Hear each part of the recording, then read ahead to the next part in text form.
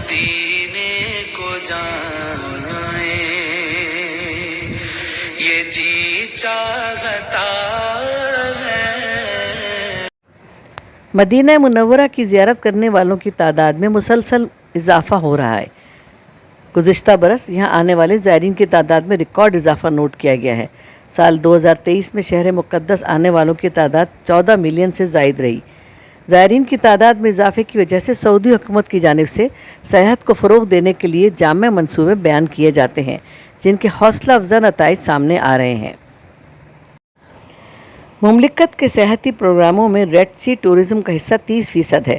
قبل ازیں سیاحت کے فروغ کے لیے سیاحتی کمیٹی کی جانب سے مملکت کے ویژن 2030 کو مد نظر رکھتے ہوئے وزٹ مدینہ منورہ مہم شروع کی گئی تھی، جس کا مقصد مدینہ منورہ میں تاریخی مقامات کے بارے میں سیاحوں اور زائرین کو متعارف کرانا تھا۔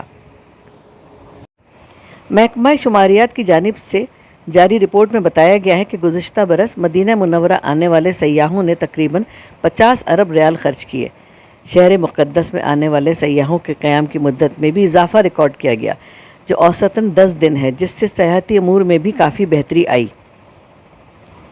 رواں برس 2024 میں بھی سیاحوں کی تعداد میں نمایاں اضافہ دیکھا گیا ہے، جس کی وجہ سے ہوٹلوں اور فرنشڈ اپارٹمنٹس کی بکنگ میں بھی نمایاں تیزی آئی۔